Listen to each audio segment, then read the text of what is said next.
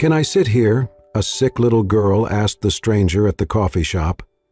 He turned out to be a widowed CEO, millionaire searching for love. "Excuse me, can I sit here? I am really tired." A small, fragile voice broke through the quiet buzz of the coffee shop. Lucas Blake looked up from his untouched espresso. The steam still curled in the air, untouched like the rest of his morning. A little girl no older than 3 stood beside his table, clutching a worn-out teddy bear with one arm. Her other hand adjusted the edge of a pink woolen hat pulled snugly over her head.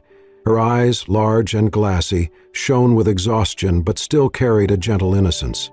Her cheeks were pale, and there was a visible hint of weariness in the way she stood. He noticed her hair, or rather, the absence of it beneath the hat.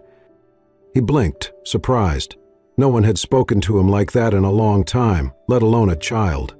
Lucas Blake, 35, the enigmatic CEO of a tech empire, known for his tailored suits, calculated decisions, and a face that rarely cracked a smile, was not the kind of man strangers approached, especially not children. He looked into the girl's eyes, and something in him shifted. Those eyes. They pierced through him like a memory. His breath caught. They reminded him so much of Ethan. His little boy, the same softness, the same light, the same vulnerability that once looked up at him from a hospital bed and asked, "Will I still see Mommy tomorrow?" Lucas did not speak. He simply nodded and reached out with calm, precise movement. He slid out the chair across from him. Then, after a moment of hesitation, he loosened the charcoal scarf from around his neck and gently draped it over the girl's shoulders. The little girl blinked in surprise but smiled, one of those innocent, trusting smiles that had long vanished from his world. She climbed up onto the chair with effort, her legs too short to reach the ground. She set her teddy bear on the table and patted its head affectionately. "This is Hope," she said, looking up at him. "She's tired too."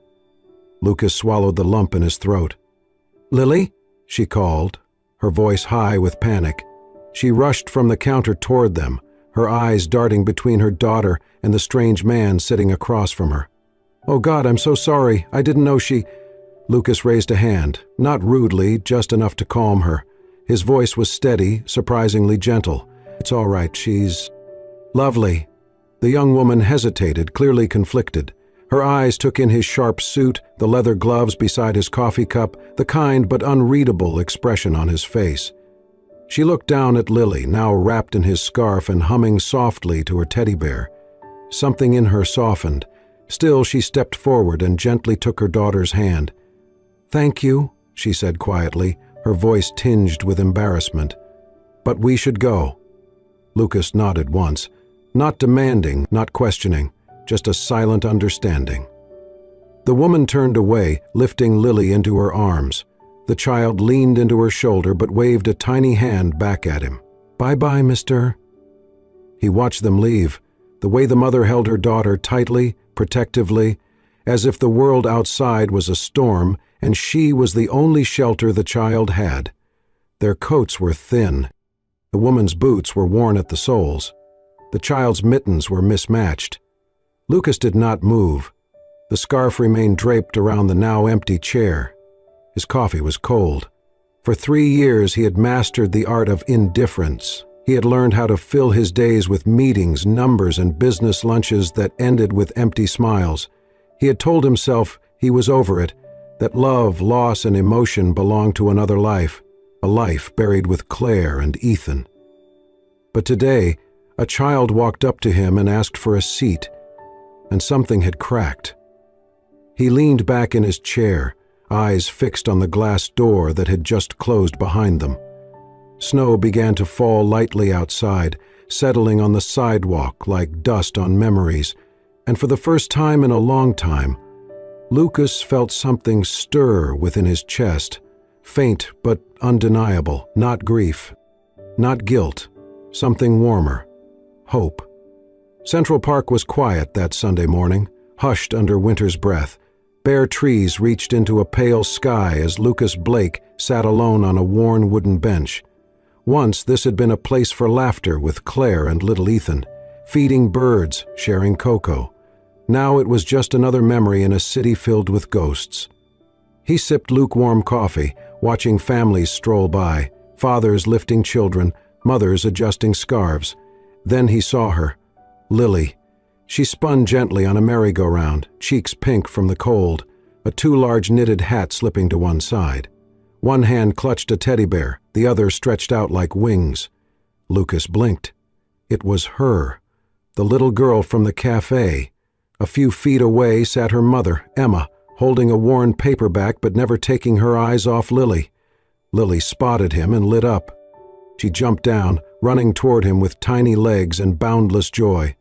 "Scarf man," she called, waving her bear. Lucas smiled, kneeling slightly as she flung her arms around his leg. "Well, someone remembers me," he chuckled. Emma stood, clearly surprised, but didn't rush forward. "Hi," she said carefully. "Hi," Lucas replied gently. "Looks like she has a good memory." "She remembers kindness," Emma said, a little embarrassed. "I brought something," he added, pulling a small bag from his coat pocket. He handed Lily a chocolate-dipped cone. Her eyes widened in delight. Emma hesitated. "It's cold." "Ice cream, still ice cream," Lucas said with a grin. She laughed. "You're not wrong."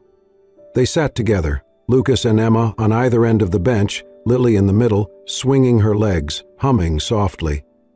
"She's incredible," Lucas said after a while. "Full of life," Emma nodded. "She's a fighter." "Always has been," Lucas glanced over. "If you don't mind, what's her condition?" Emma sighed. "Leukemia. It's been a year of hospitals, chemo, long nights." She paused. "I studied early childhood education, wanted to teach kindergarten. Then I got pregnant. Her dad left before she was born. I've been cleaning, waitressing, whatever I can." Lucas's throat tightened. There was no bitterness in her voice, just quiet strength. It reminded him of Claire. "She's lucky to have you," he said. Emma shook her head. "I feel like I'm failing." "You're not." Lily was now chasing a pigeon, laughing freely. "I had a son," Lucas said suddenly. "Ethan. He'd be 5 now." Emma turned to him. "My wife Claire died of ovarian cancer 3 years ago. Ethan passed in a car accident with his nanny 2 years later. I was in London when I got the call." "I'm so sorry," Emma whispered. "I haven't said it out loud in a long time. I buried everything under work. It was easier." Emma gently placed her hand on his. It was a quiet gesture, but grounding. "I see them in you and Lily," he said. "The strength, the fight." They watched Lily climb a slide. Lucas stood instinctively, ready. As she reached the bottom, he caught her gently. "Careful, princess," he said, brushing snow from her coat. Lily beamed. "You sound like my daddy in my dreams." Lucas's eyes welled. He turned so she would not see him wipe the tear.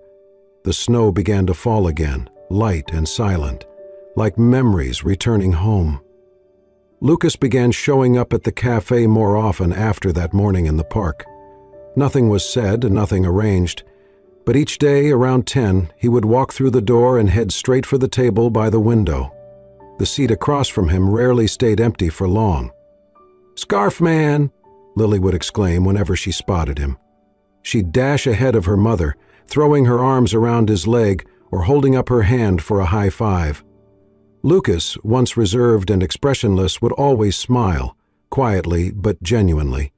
Emma followed behind, often a little hesitant. She greeted Lucas with a small nod, sometimes a polite smile, and usually chose a separate table nearby, but slowly her barriers softened. When Lucas asked about Lily's treatment, she began to answer more than just the bare minimum. "She has weekly chemo," Emma explained one morning, cupping a warm paper cup between her palms. "It makes her nauseous and tired, but she bounces back faster than I do." Lucas listened, never interrupting. He watched Lily closely. On her good days, she twirled beside the table, singing to her bear. On hard days, she sat quietly in the booth, resting her head on her mother's lap. One cold morning, Lucas arrived with a small, carefully wrapped box. "I saw this and thought of her," he said, handing it to Emma first. Inside was a plush teddy bear dressed in scrubs, a toy stethoscope around its neck. "Dr. Bear," read the tag. "He's for the days when she doesn't want to eat," Lucas said, crouching to Lily's level. "He's very persuasive," Lily squealed in delight. "Dr. Bear says pancakes are medicine," she giggled, hugging it tightly. Emma looked at Lucas, her guard lowered for just a moment. That was incredibly thoughtful. Lucas gave a small shrug, his voice quiet. She deserved a teammate. As days turned to weeks, a rhythm developed. Lucas would arrive early, sometimes with Lily's favorite muffin. Emma started sitting closer. Occasionally, all three shared the table, talking about books, cartoons, Lily's dreams of growing up to ride unicorns and eat ice cream for breakfast. Emma also began sharing more about her life, how she juggled shifts at a diner, cleaned apartments at night, and barely slept between hospital visits and grocery runs. She told him about her unfinished degree in early childhood education and how she'd once dreamed of being a teacher. Lucas never judged, he just listened. Then came the snow. It was one of those bitter mornings when the cold bit through every layer. Emma and Lily stepped out of the cafe just ahead of Lucas. He had stayed behind to settle the bill, despite Emma's protests. As he stepped outside, he heard Lily cry out, "Mommy!" Her voice was weak, her face pale beneath the hat. She was shivering violently. "She's burning up," Emma gasped, crouching beside her. "This came out of nowhere. She was fine a minute ago." Lucas didn't hesitate. He knelt down. "Give her to me," he said firmly but gently. Emma hesitated, out of instinct, not distrust, but when she looked into his eyes, she saw steadiness. No fear, no panic. "Please," he said softly. "I'll drive." Emma nodded. Lucas wrapped Lily in his coat, cradling her tightly, shielding her from the wind as he rushed to his black SUV. Emma climbed in after them, holding Lily's hand the entire way. Lucas drove quickly but carefully through the snow-slicked streets, his jaw tight, eyes sharp. At the ER, he stayed by their side. He didn't hover, didn't panic. He simply sat quietly beside Emma as she held Lily close, whispering soothing words. Hours passed. Doctors came and went. Lucas never left. Emma watched him, barely believing this was the same man she'd once thought too distant to reach. He was here, fully, unwaveringly present. In the stillness of that room, under harsh fluorescent lights and the rhythmic beep of machines, Emma felt something unexpected. Not fear, not dependence, but trust. Real and quiet and deeply earned. The hospital visit had ended with good news. Lily's fever was controlled, and the doctors assured Emma it was a side effect of the chemotherapy, not unexpected, though still frightening. Emma thanked Lucas quietly that evening, her voice soft and sincere. He simply nodded and offered to drive them home. She declined. Some things she still felt she needed to do alone. Days passed. Emma focused on Lily's recovery, juggling work and appointments as usual. It was only when she received the discharge papers that her world tilted. "Your balance has been cleared," the nurse said with a smile. "Mr. Blake took care of it." Emma froze. "What?" "He handled the full amount this morning. Very generous man." Emma said nothing, just took the papers and walked out of the hospital with Lily in silence. But inside her emotions churned.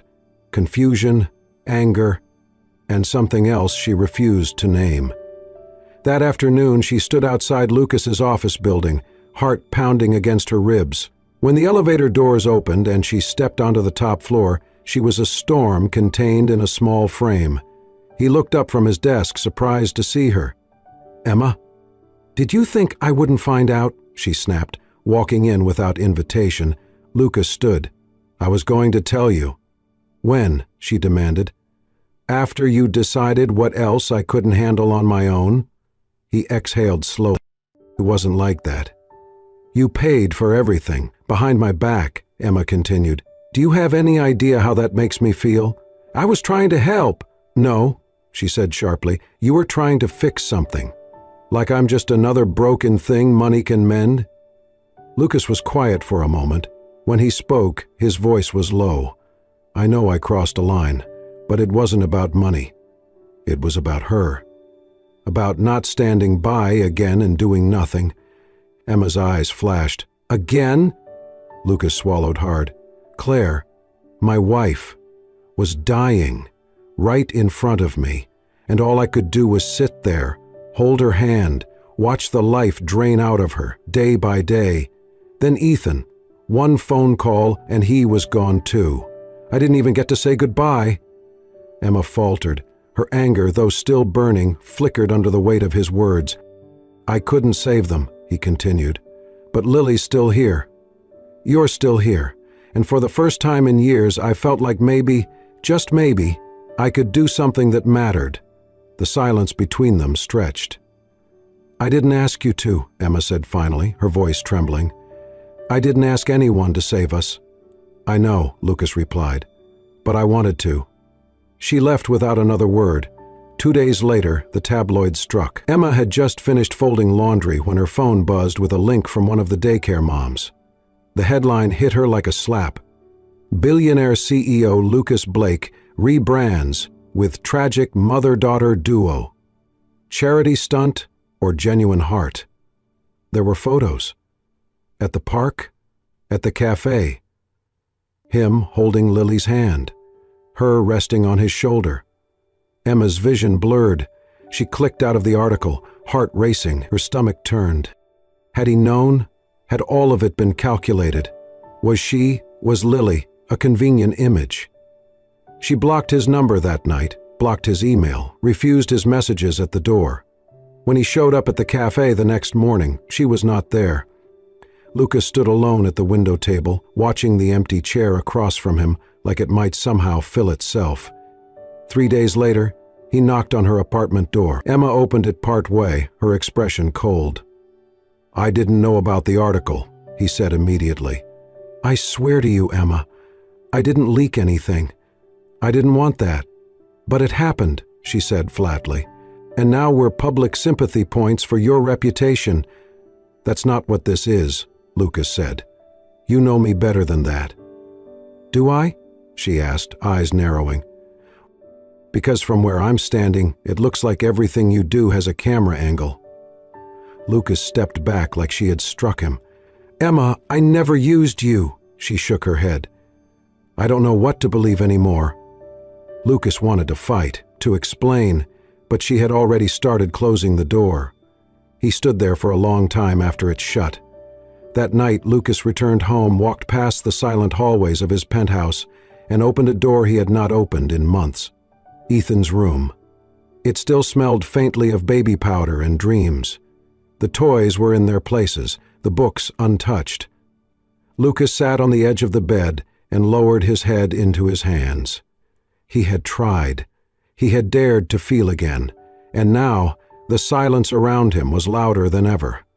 The door creaked softly as Lucas pushed it open. Ethan's room had remained untouched, a time capsule of loss. Blue walls displayed faded dinosaur decals.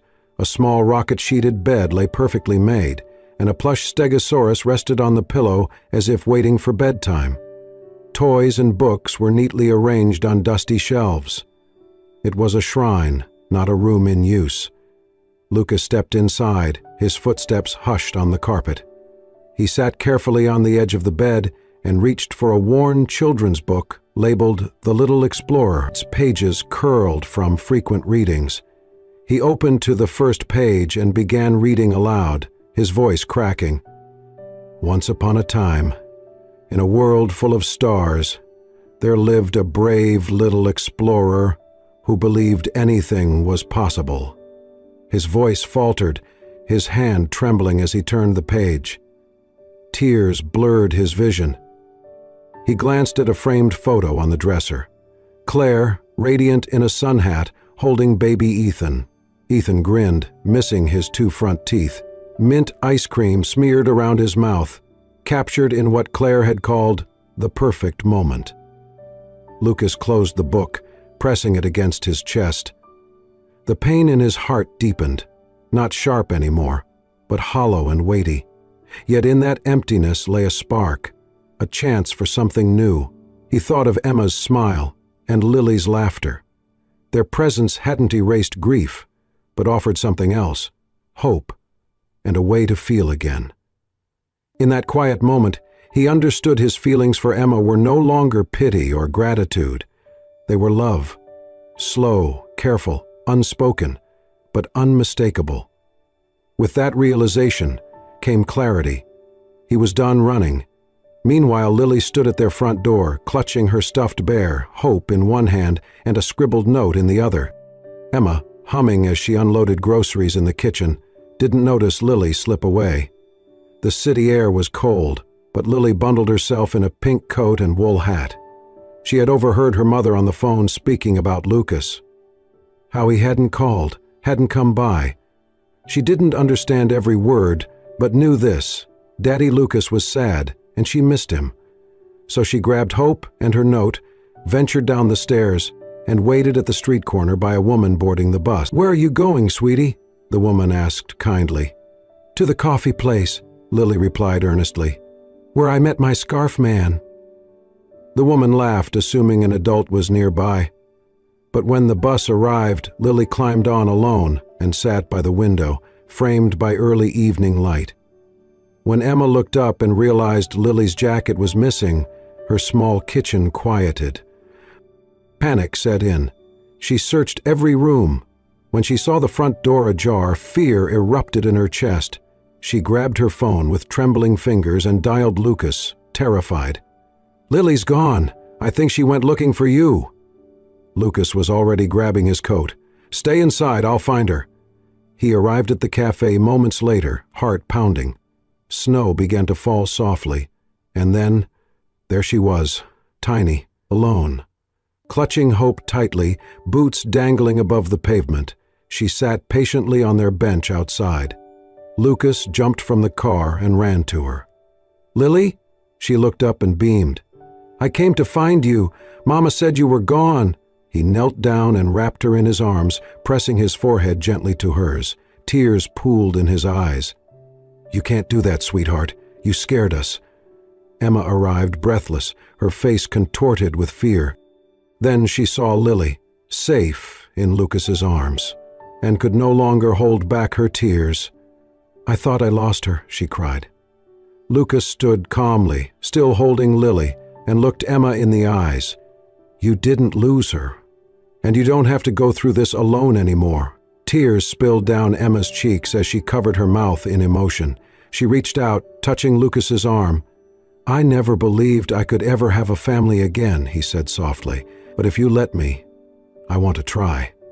Emma nodded, tears falling freely. She took his hand. Between them, Lily giggled and held Hope tighter, unaware of gravity but feeling certainty. The air in Central Park was crisp, the late afternoon sun casting golden rays through bare branches. Lucas stood by the old bench, hands in his coat pockets, heart pounding harder than expected. He was not sure what he hoped for. Forgiveness, maybe? A sign that the door he once thought closed might still open. Then he saw her. Lily. She spotted him first, her face lighting up. "Scarf man!" she shouted, running across the grass. Lucas knelt and swept her into a tight hug, laughing. "Hey, sunshine."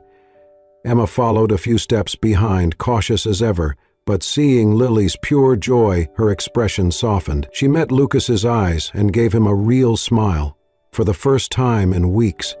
That afternoon felt like a dream. Just a walk, a swing, and breadcrumbs for birds. Nothing grand. But for Lucas, it was everything. He pushed Lily on the swing, higher and higher, her giggles ringing through the air. He sat beside Emma on the bench, their shoulders almost touching. The silence between them felt peaceful now. For the first time in years, Lucas felt something he hadn't dared to name: peace. Later that week, he invited them on a small day trip to a farm outside the city. Emma hesitated, but Lily's excitement won her over.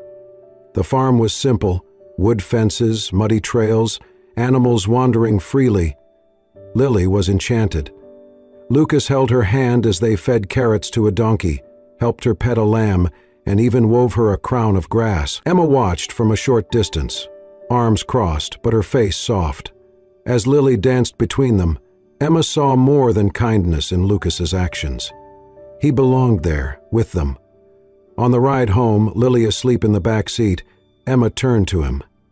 "You're good with her. She makes it easy," he replied. "She told me, you're like the dad in her storybooks." Lucas tightened his grip on the wheel. "That's a big title." "You're doing just fine," she said gently. A few days later, Lucas invited Emma to lunch, not out of obligation, but as a partner. "I've been thinking," he said, stirring his coffee, "there are so many kids like Lily, families drowning in medical bills, single parents doing it all alone."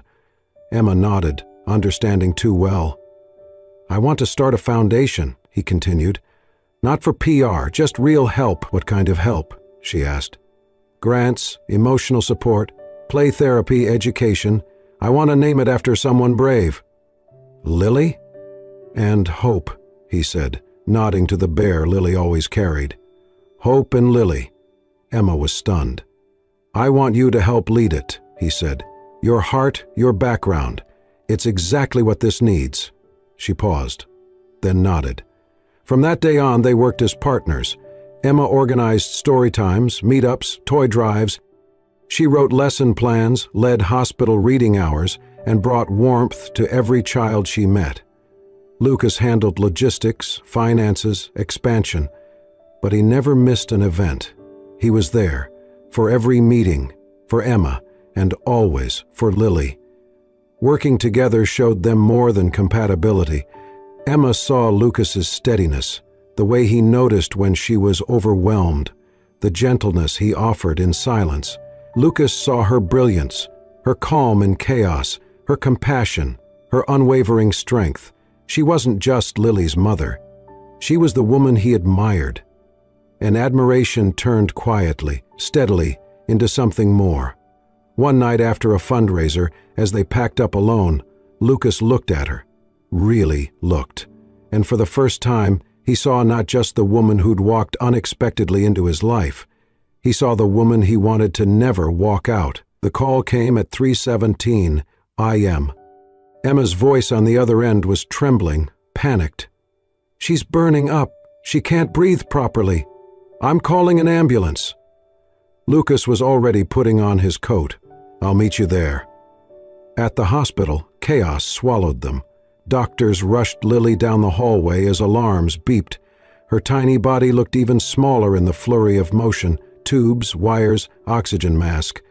Emma collapsed onto a waiting room bench, her hands shaking, her eyes wide and empty. Lucas arrived seconds later, spotted her, and dropped to his knees in front of her.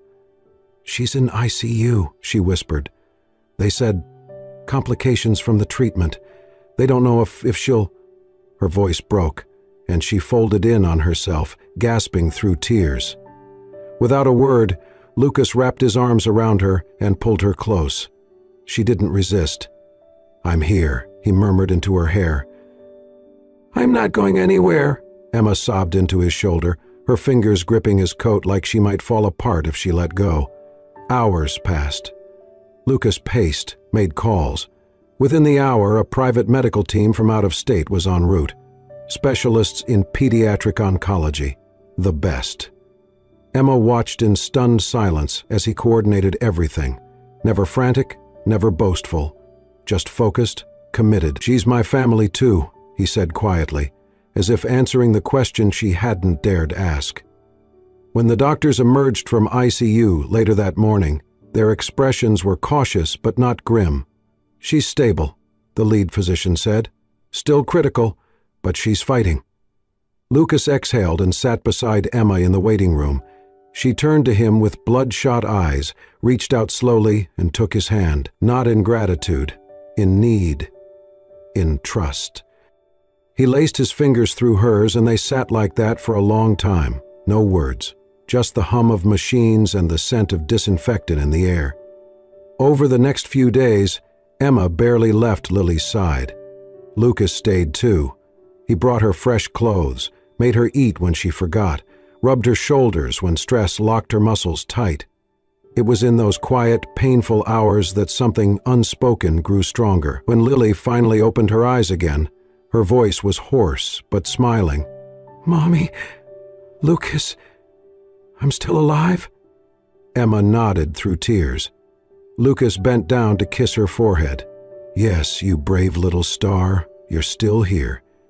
And that night, when Emma fell asleep in the hospital recliner, Lucas sat watching them, mother and daughter tangled in a blanket of exhaustion and love. He knew then, without question, where his heart belonged.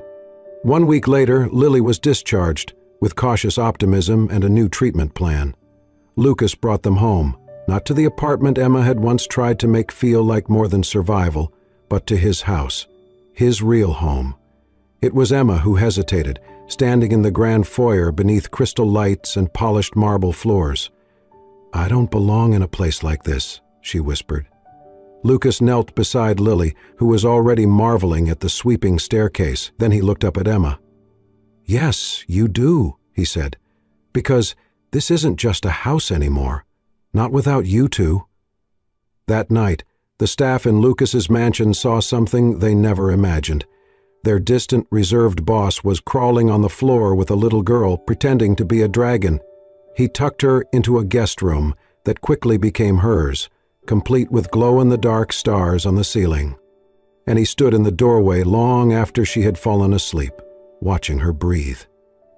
Every morning after that, Lily would burst into the kitchen and shout, "Lucas, I'm still alive!" And every time, Lucas would smile, open his arms and reply, "And that's the best news of the day." 1 year later, the world looked different. Lily's hair had started to grow back, soft golden wisps that framed her round cheeks. She no longer needed her woolen hat. Her footsteps were strong now, confident. She ran ahead of them in the park, skipping between benches, her laughter echoing like wind chimes through spring air. Emma watched her daughter with a quiet smile, her hand nestled in Lucas's. Life had been gentler lately, no longer defined by fear or scarcity, but by possibility. Lucas had become a part of everything: doctor visits, school applications, bedtime stories. The man once haunted by silence now woke up to "Daddy Lucas" every morning. That Saturday, Lucas suggested a walk. He led them through the city, hand in hand, down familiar streets that still carried memories. Emma didn't think twice when they turned the corner and found themselves standing in front of the little cafe with the crooked sign. The cafe where it had all begun. She laughed softly. "Wow, I haven't been here in so long." "Come on," Lucas said, gently guiding her inside. It was just as she remembered.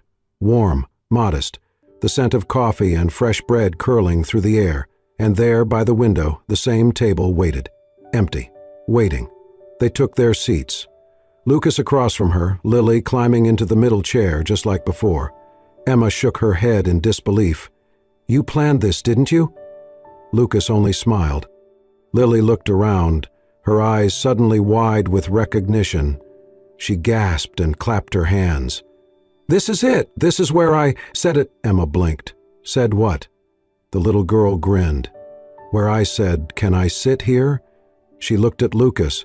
"Remember, Scarf Man?" He chuckled. "How could I forget?"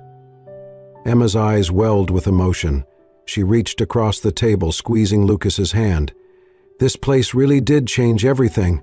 Lucas nodded, then stood up slowly, reached into his coat pocket and walked around the table. Emma frowned in confusion. "What are you?" He dropped to one knee beside her. Her breath caught. Lucas reached into his pocket and pulled out a small velvet box.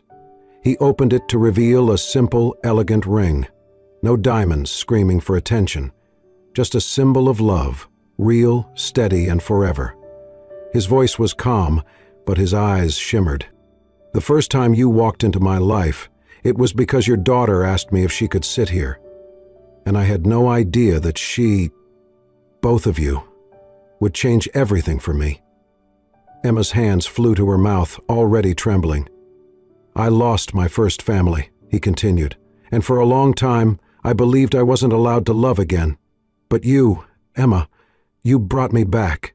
You reminded me how to feel, how to hope." He looked over at Lily, who was watching intently, then back at Emma. "I know nothing in life is guaranteed, but if there's one thing I'm sure of, it's this. I want to spend whatever time we have left with you. All of it. Will you marry me?" Emma couldn't speak. Her tears spilled freely, her heart full to the brim. She nodded. Lucas exhaled, visibly emotional, and slipped the ring onto her finger. "Mommy said yes," Lily squealed, throwing her arms around both of them. "You're going to be my daddy for real." People in the cafe clapped quietly. The barista smiled from behind the counter. The sun filtered in through the window, bathing the little family in golden light. Outside, the world moved on, unaware of the moment unfolding within these four walls. But for Lucas, Emma, and Lily, time had paused. Just long enough to seal a promise made not with grand gestures, but with a simple, heartfelt question. Can I sit here? Thank you for joining us on this heartfelt journey through Can I Sit Here? A story that reminds us how even the smallest gestures can lead to the most life-changing moments. Lucas, Emma, and little Lily showed us that love doesn't always arrive with grand entrances.